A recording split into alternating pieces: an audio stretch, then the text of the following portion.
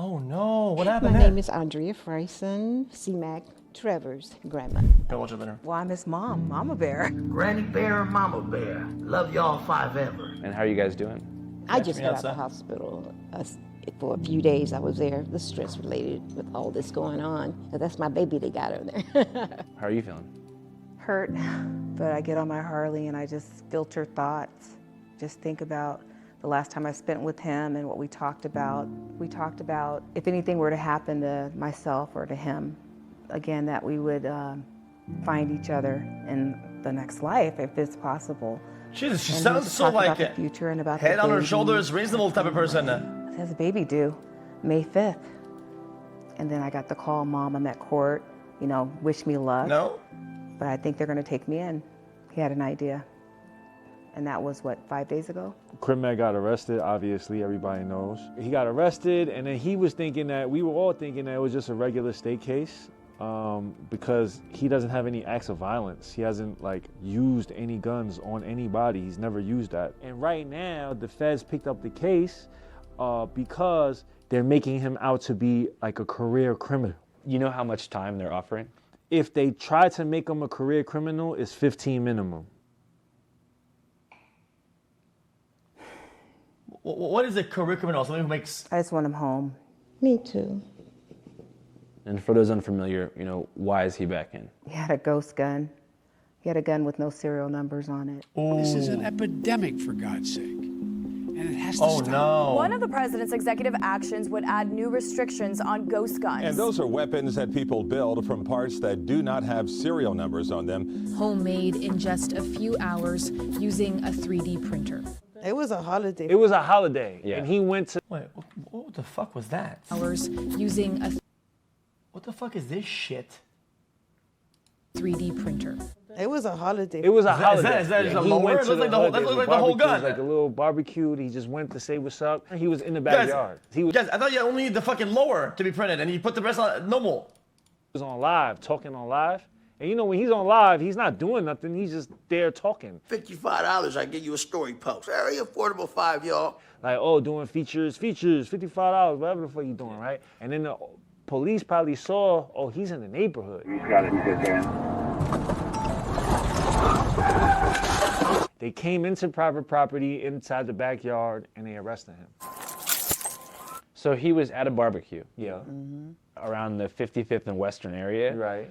chilling. Chilling. Not on the street, not on the corner. He was in the backyard. And then, yeah, they claim they found something. At first, I was shocked, but upon further research, it appears that the conditions of Crip Mac's probation in California actually took away his rights to decline search and seizure, even on private property. So long as the arresting officer is able to establish reasonable suspicion, like the smell of marijuana emanating from the home, or more than 3 alleged gang members being inside it. Chad, what sucks, Chad, is that they can articulate in court pretty much anything.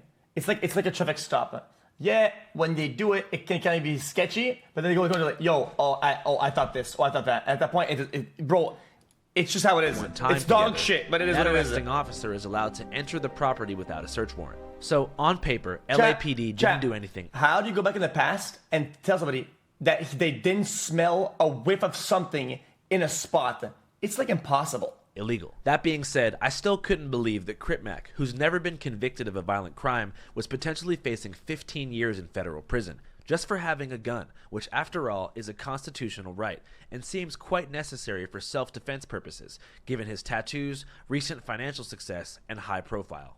So, to get a better understanding of why and how this could happen, I decided to sit down with lawyer and former federal prosecutor Michael Friedman to get some answers. Okay. My name is Michael Friedman, and I'm a criminal defense attorney, and I'm the founder of the Friedman firm here in Los Angeles. Before I started my own firm, I was a federal prosecutor for the U.S. Attorney's Office here in L.A. for the Central District of California. So I prosecuted federal criminal cases. So he knows his shit. So what can you tell us about Crip Mac's case? Crip Mac is charged with being a felon in possession of a firearm or ammunition. It's illegal if you're a felon to have a gun.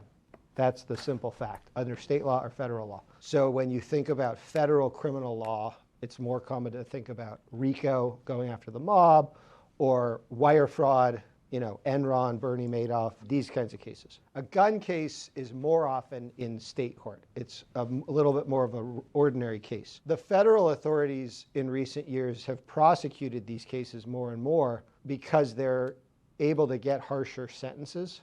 And so there's a big push to get guns off the street by imposing harsher sentences on people who have guns. Yeah, teach like a lesson or something. There was an initiative when I was a prosecutor called Project Safe Neighborhood. The officers aren't just out there to arrest people, they're out there to try to get involved and make the community safer. Drawing from academic research and decades of experience, Making an example, the program is based on the fundamental principle that law enforcement agencies and communities must work together to address violent crime to make their neighborhoods safer. And essentially what happens is LAPD or any local police agency will coordinate with their federal counterparts at the FBI or the ATF. They'll adopt that case and they'll file charges like those against Crip Mac. So Jesus, now he's in federal court. That sounds facing fucking heavy. A federal charge. Oh, GG. Still, I was confused.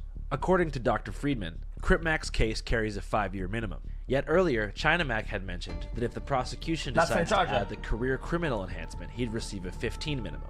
Dr. Friedman explained to me that all of this has to do with the federal sentencing guidelines, which have a mathematical equation to determine your offender level. Factors like gang membership can bump up your level, and in turn, triple the mandatory minimum sentence that corresponds with the crime you committed. So for every crime that's a federal crime, there's a guideline which tells you what the base offense level is. And then there's enhancements. So for example, when I was a prosecutor, I prosecuted a felon in possession case where someone ran from the police and threw the gun off a balcony and it landed in a parking lot where some kids were playing. The guidelines tell you that if someone is a felon with a gun, they start out at a certain base offense level. But if they create a risk to human life in the course of committing the crime, add 2 levels or add 4 levels. All of that. Huh? They got the math and shit. Bro, this is just like a pay table for slots, dude. That goes into a person's base offense level, and then you have to look at their criminal history.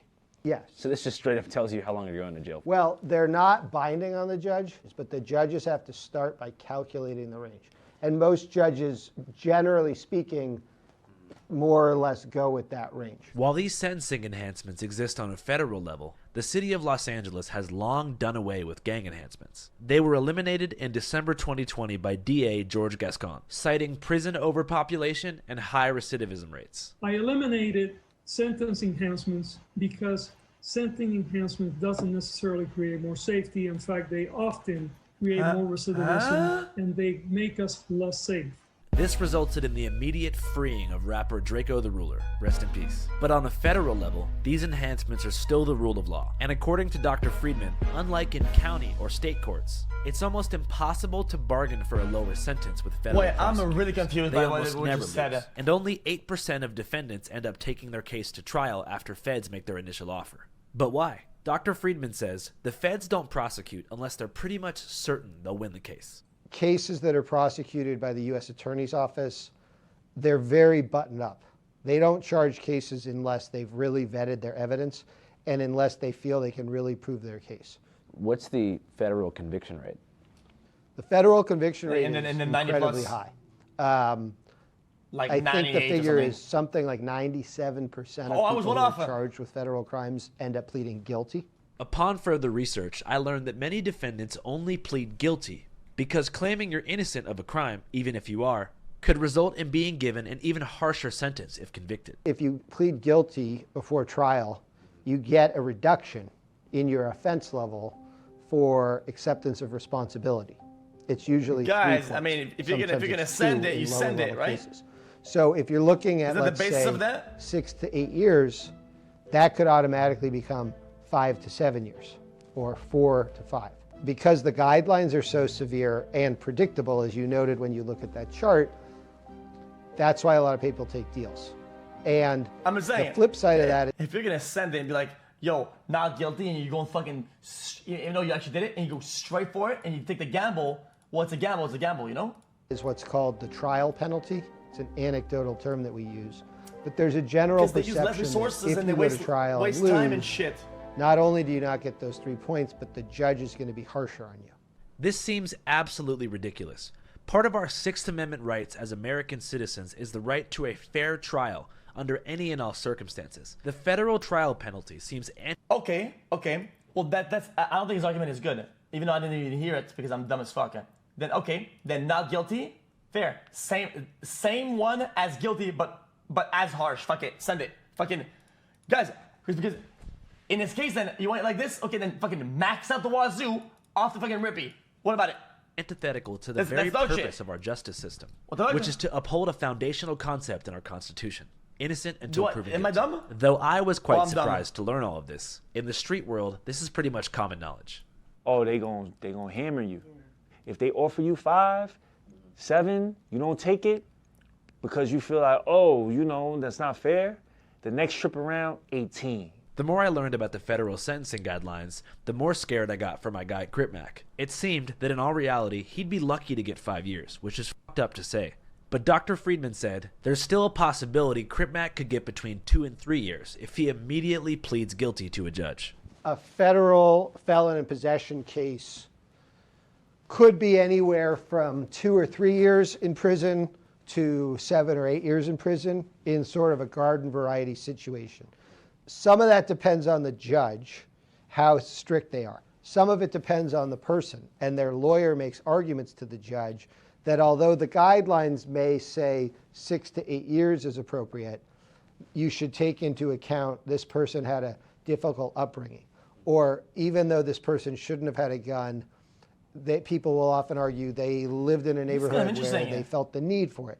It's all these human factors that the judge has to take into account. I can't help but feel like Crip Mac falls into that 3% of federal cases that deserve special... If you're objectively innocent, well, when pleading not guilty, I mean, there's a good chance you're not going to be seen as guilty, dude. If they don't... Guys, they prosecute winning cases, dude. Like, what the fuck? Considerations. This, I believe, is for a number of reasons, but primarily his diagnosed paranoid then they won't prosecute schizophrenia. The fuck? Here's a video of Crip Mac explaining his condition 2.5 years ago. I suffer mental illness, which is diagnosed schizophrenia. Oh. On hood, I'm gonna keep it nifty with you. Schizophrenia consists of hearing voices, paranoia, and a bipolar type of, bipolar type of, God damn it, bipolar. Okay, come on, editor with the music, man. Come on. Come. Damn, I wish Dude. ODMC was here to help me figure out what this word I'm thinking of. Oh my God, bipolar dude. type of disorder, pretty much. I wish they would take that in consideration, you know, that he is, it's verified that he's paranoid schizophrenia. He needs medical help. Psychiatric, well, from what I know of schizophrenia, he definitely needs someone that's know what they're doing about in that area, exactly, and put him on the right type of medications, because he's been on medications before. He gets drowsy and he's not sharp. He's not sharp, and he's zombied. It's like a zombie. Exactly. Well, I mean, they've tried to put me. Well, I mean, it's a kind of recipe for disaster, though. I mean, schizophrenia with a gun on top of that, that's labeled off. Shit, I mean, dude, you have a really dangerous cocktail for society over here, drowsy, dude. They make you tired. If I'm drowsy during the day in South Central LA out here, that's a perfect time to slip. And everybody knows what I mean. Guys, keep it 55th Street. This is gonna be a really, really tough take, and I'm trying to sound, guys, if people are gonna hold, and they should, I think, the card of like, oh, guys, people that do a lot of shootings and shit like that have mental illness, oh, blah, blah, blah, like, help them instead of getting mad, whatever the fuck. But then, now you have kind of a good example of that type of combination, even though I'm not saying anything about shootings or whatever, right? Then you kind of have to uphold that standard, right? When's the last time he was taking steady medication for schizophrenia? From what I know, it must have been, that I know of, 2015. Right? Yeah, that sounds about Yeah, right. Exactly, and I've seen him take it, and he slept all day. He was sleep all day. So it kind of That's knocks tough. him I out. don't know about the case. I don't want to make any fucking This conversation conclusions. about the adverse effects of schizophrenia medication caused me to review the old interview footage I had with Crip Mac to see if maybe he'd mentioned it, and lo and behold, he did. But instead of touching on his personal experience, he framed it as more of a PSA. And I recommend anybody that has a mental health problem to don't take pills, especially if they gangbang, because it's going to fuck up their head. They're going to end up slow, and they're going to end up slipping and getting chipped on the streets. Seriously. It's obvious that Crip Mac's unmedicated, diagnosed paranoid schizophrenia plays a major role in his paranoia, which is the motivating factor behind him feeling like he always has to have a gun. But mental health aside, let's look at some other factors that may have contributed to Crip Mac's paranoia. Last time we interviewed him was about 6 months ago, shortly after he was released from state prison. I should note that his previous prison term, which was 11 months, was also served for firearm possession. Upon his release, he was placed on a 6-year probation, which had extremely strict terms. One of these terms was that he was not allowed to leave Los Angeles County under any circumstances. His family and friends say this restriction put him in a lot of danger. The city of Los Angeles insists that he stays in Los Angeles, where all the opposition is, all the ops, all the, the enemies. Does that make sense, Mom? Not to me, of course, but that's the way it is. So that means he can't even go to Six Flags. No. He can't even go down to Orange County. No, he really isn't supposed to go anywhere. He can't leave LA County. So if you can't leave LA County, right, and all your enemies is in LA County, I tried to get him to New York. I actually asked the probation officer if he could go to New York. It would be much better for him, for not just for his career, but for everything, And they said no. How can you try to change somebody and you don't let that person leave the place that is so dangerous for that person, and then you expect that person to just live like a normal human being when that person isn't that, you know what I'm saying? And I think it's just a catch-22 for him. Many of you watching may not understand how gang-infested the streets of Los Angeles are. Many of you may associate LA with comedy podcasters, luxury storefronts in places like Beverly Hills, and lavish upscale living in places like Bel Air and West Hollywood. But outside this very small radius... Nah, I don't think, no.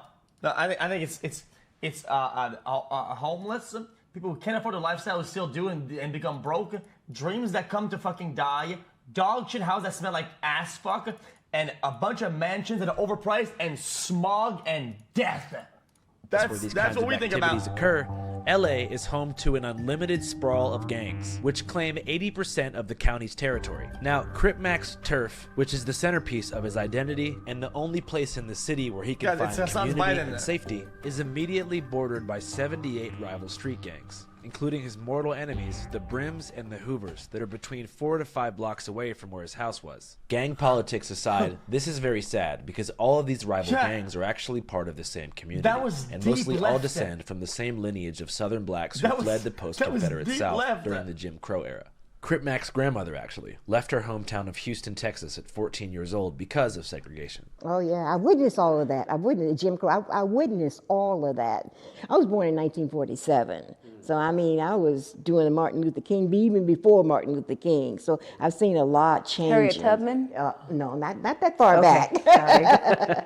I'm from the time where, we sit in the back. We're supposed to sit in the back seat of the bus, and the bus driver say, okay, you gals, y'all know y'all belong back in the back. And we were 10 or 11 years old. Wow, you remember actual discrimination on the bus? Oh, you kidding? Now, yes, it happened to me.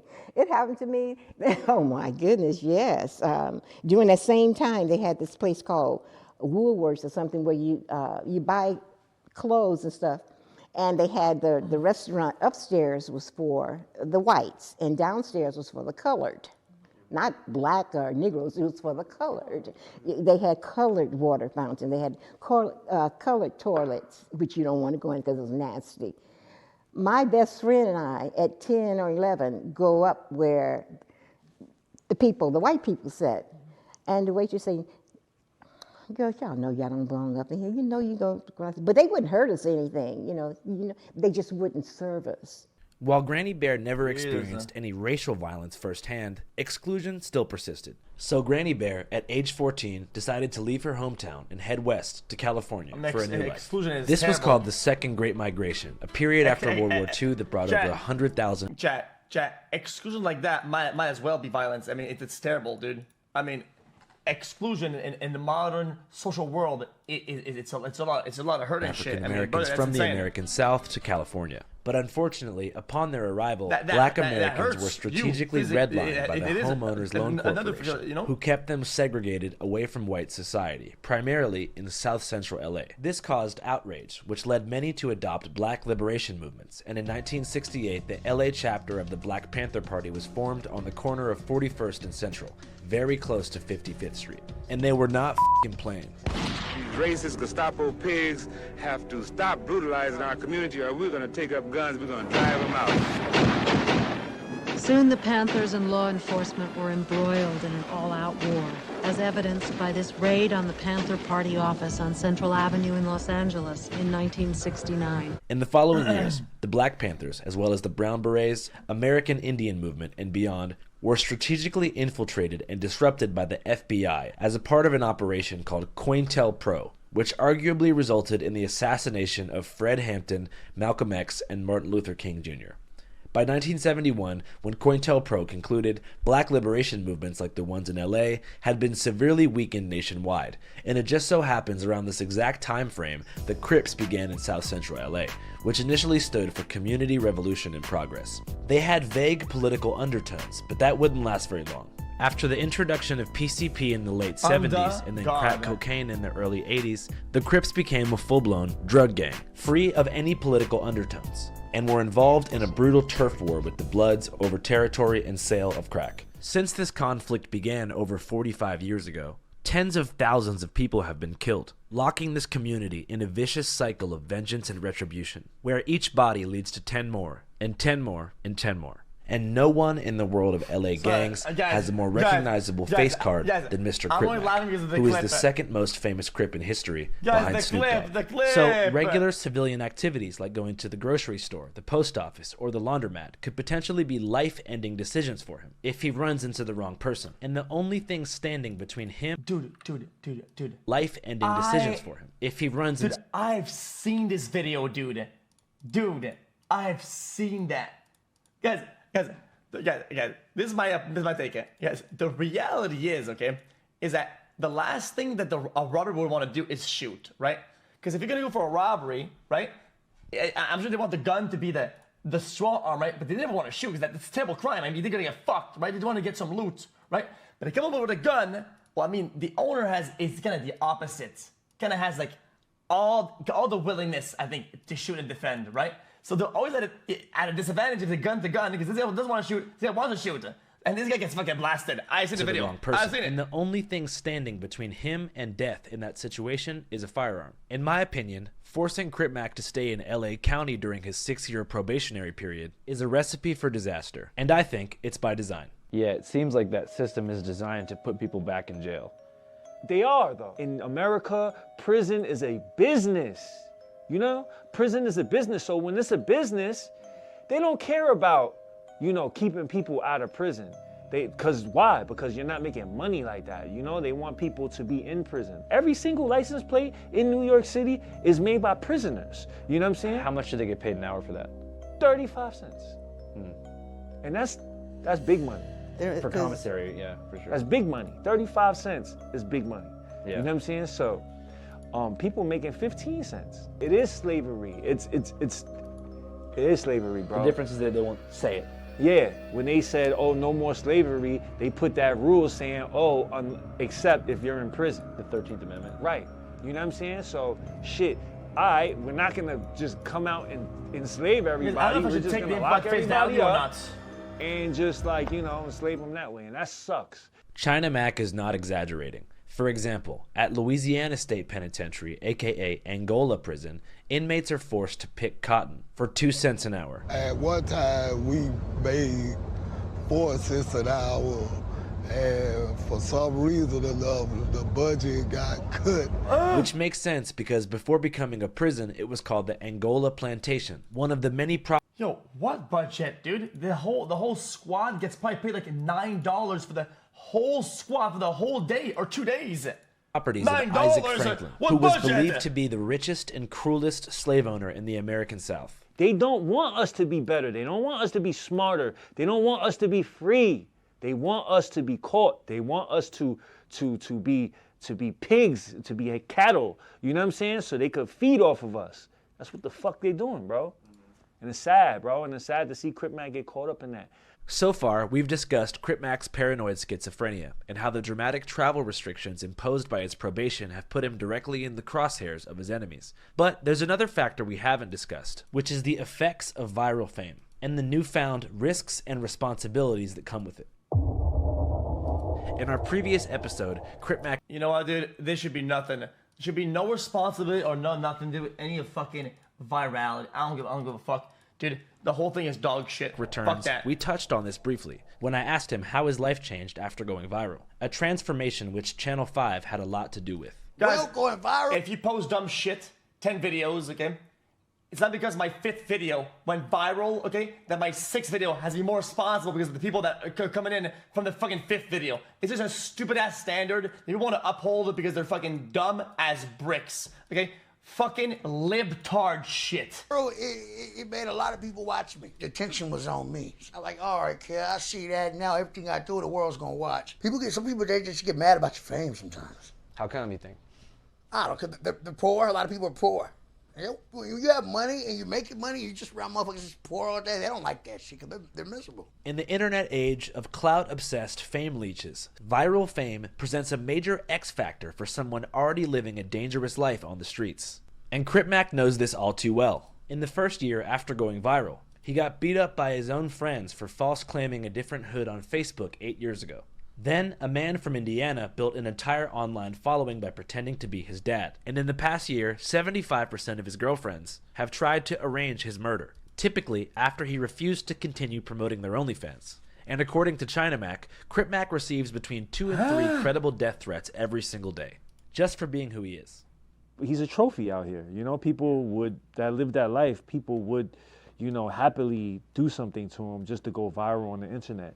So because of that, he has to feel safe at all times. He goes above and beyond to feel protected because he's so paranoid about everything. Not even just having weapons or anything, just period. Everything, how he moves. That's tough. I mean, if you have schizophrenia and then you have an actual reason to be at least a certain degree of paranoid, right? Because that's justified paranoia. Dude, if somebody are actually after you, well, of course you're gonna be on your edge. You're not crazy for it. I mean, no. Upon further reflection, I realized that Crip Mac may or may not be the most paranoid person I've ever met in my entire life. Lupe, you gotta park closer, 5 feet closer. When I first met him about 2.5 years ago, it was as if he was expecting to be shot at any moment. You never know, cuz. You could have a great day, some shit like this, and something make you happy, cuz. Enemy you feeding them might say, fuck your dead homies and spit on you. I don't give a fuck about these cameras. I'm gonna knock cuz sleep. I'm gonna do destruction. And that was before he went viral. He's constantly looking around. Can you blame him? There are people just want to see him go down just to see him go down. Yet that being said, getting to know Crip Mac over the past few years, I've seen him mature a lot. The person I met back in 2021, who wouldn't wear anything besides blue Pro Club t-shirts, and whose primary goal was to challenge my cameraman to a one-on-one fistfight, is not the person I know today. That being said, I'm not Crip Mac's primary collaborator. Crip Mac's primary platform is a podcast called No Jumper, hosted by Adam22, who first interviewed Crip Mac back in early 2020. So I decided to sit down with Adam to get a more objective perspective on how Crip Mac has changed or not changed over the past couple years. Thanks for the interview, G. I appreciate it. Oh, my pleasure. How did you first discover Crip Mac? Somebody sent me like a YouTube short of him just sort of screaming at the camera. Big Hoover killer destruction. The fighting neighborhood Crip, our hood. And it had like 300,000 views, but I didn't know who he was. And so I started asking everybody I knew who he was. Eventually I got his Instagram and I just messaged him and I asked him if he would do it. I want you to. And he said yes. No Jumper, coolest podcast in the world. And today, it's the Mac Sitch. Oh, hood, fight Crip. It's a nifty day on 55th Street. A real Crip. I does my dues. These blue Air Max with blood on the bottom. Dude, nifty. And that song goes hard. Him reacting to like finding out Lil Nas X way was back gay, when we used to listen to that shit. It was like a huge thing, huge progressive moment for the gay rights agenda. Lil Nas came out with that Old Town Road. Chat, you don't remember this song? Guys, is this their song? Hold on. Man, is this really? I have to fucking Google like this? Guys, it's a song, I swear. Okay, it exists, I swear. that. Get up and I spin this motherfucker just like this. Cause I swear to soul, I swear. I ain't even gonna lie.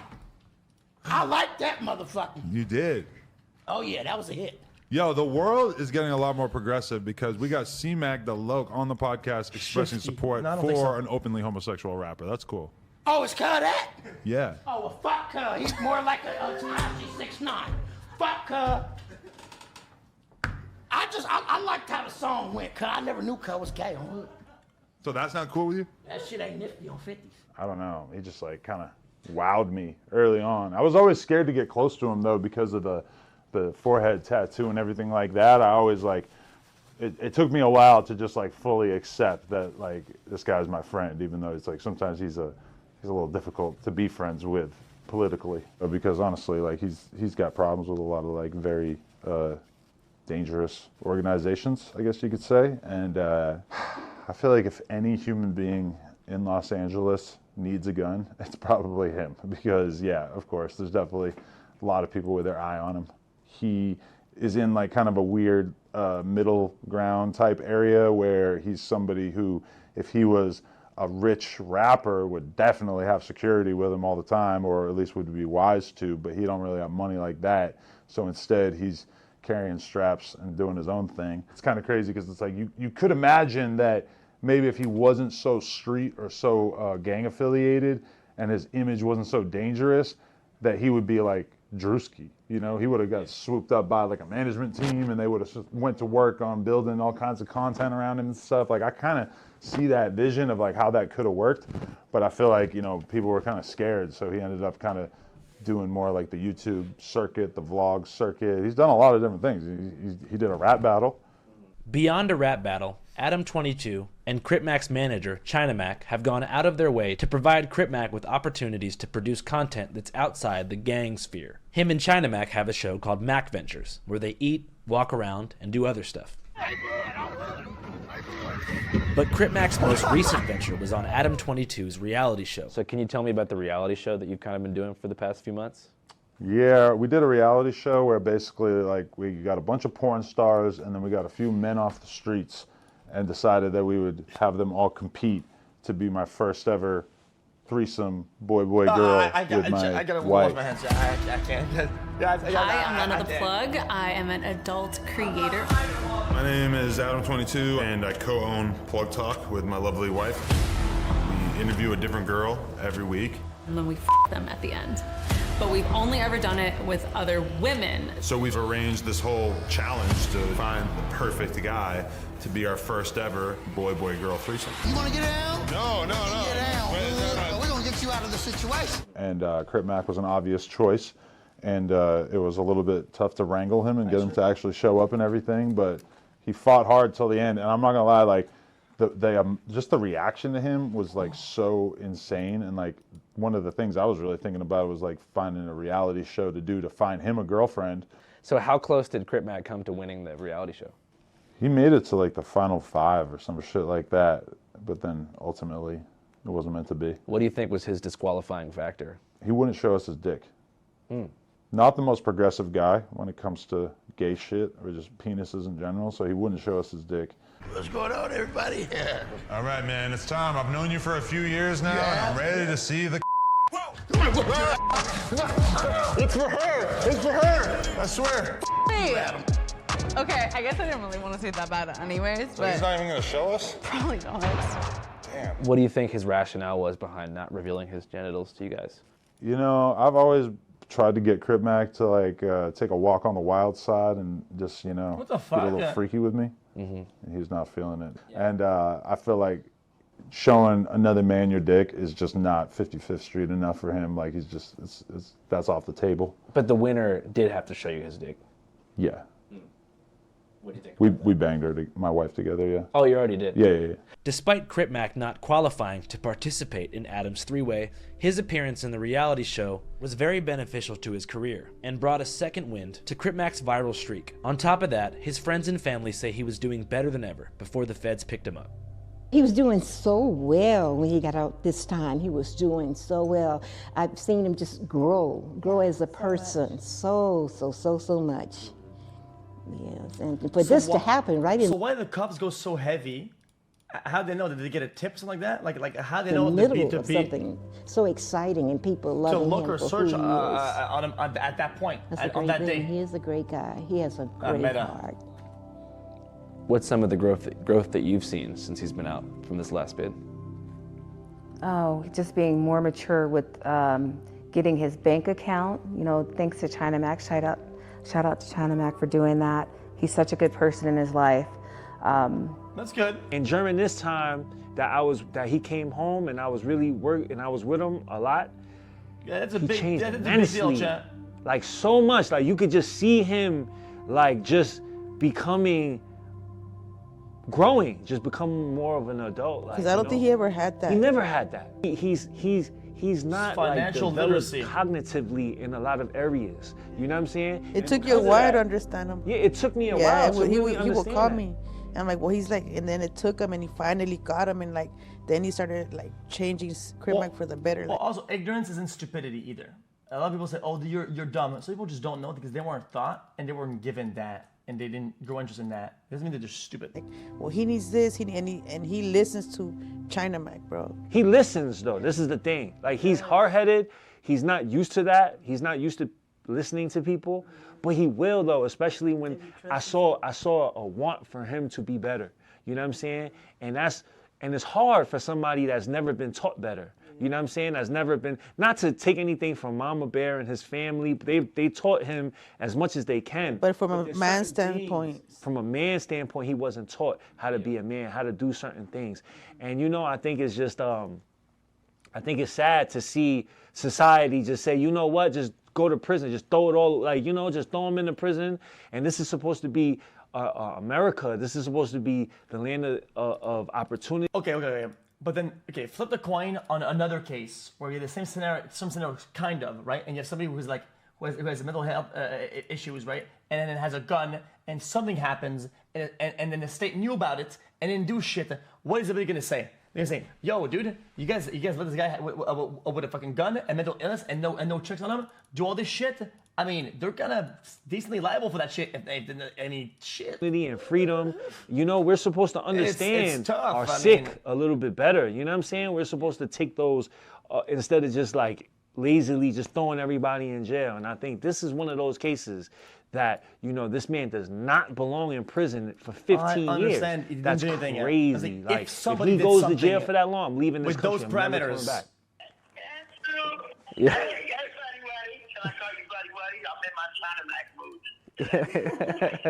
How you doing, man? Doing all right, or shall we say cutty wuddy, so we can put a say. I'm grand. Where are you at right now? I'm in the jelly welly. I'm in jail. I'm with Mama Bear and Granny Bear right now. Hey! How you doing, Granny Bear? How you doing, Mama Bear? Hi, baby. Hey, baby. All is well. Yeah, Granny Bear's doing better. I'm glad. I am. You'll see all right, Granny Bear. I know. I feel much better too. I really do. Chat, link the song. Chat, link the song. Stay out of trouble. Yeah, that sounds right. Come on, girl. Right. Yeah, Mama Bear, you're a strong woman. I told you, don't you cry. Sorry, don't you chat. be sad. They're gonna be all right. That's right. I just missed you so much. Yeah. So. Oh yeah. It's the things we gotta go through in life. Things we gotta go through, and a lot of people. I mean, he's got some good messages here and there, yeah. People are really jealous of your fame, and a lot of people don't like you. They're gonna try to hit you with everything they can hit you with. It's right. It's selfish. It's not right, but at the same time, you gotta go through what you go through, though.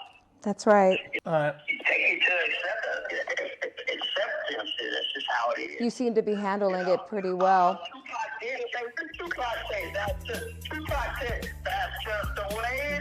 That's just the way it is. See no changes. Oh my gosh. Yeah, we listen to Tupac a lot. And when I turned 3 years old, Mama Bear had me a jumper. A jumper party. That's right. Oh, I remember that. Yeah, in Ontario. This call will be terminated in 2 minutes. Okay. Oh, I got a good memory. I know, babe. Hey, listen. Do you have any messages for your fans right now? I do have message for the fans. I got message for the fans. Everything's gonna be all right, and we gonna make everything happen the best we can make it happen. And I just wanna send a message for the young kids and the young people out there. Hey, look, the system ain't a game. They're trying to make an example out of me because of my fame, and that all I represent is Crip. But also, they don't care that I represent helping people and trying to do better stuff. So just take that in as far as just realize once you get up to the fence, there's nothing like the county jail, nothing like the state prison. They can give you 1,000,000 years if they want to give you it. So hey, it is what it is, though. I want to let y'all know I love y'all. Listen, by y'all parents. Hey, Crip Mac taught y'all don't see a custom. That baby stands 55th Street Alley. This call will be terminated in 1 minute. Jesus. I'm gonna keep it 55th Street. Love y'all. I love you, That baby. reminder is terrible. Guys, that's fucking depressing. All right, take care. That's brutal. A Mickey's monkey. Bye, baby. Bye, sweetie. See how he sounds? I mean, it's just. But he's up. I mean, he's up. Yeah, he's up right now. He sounds my really goodness. good. Well, I believe in miracles. I know you do too. Yeah. He can let our baby go home. Wouldn't that be something? He deserves it.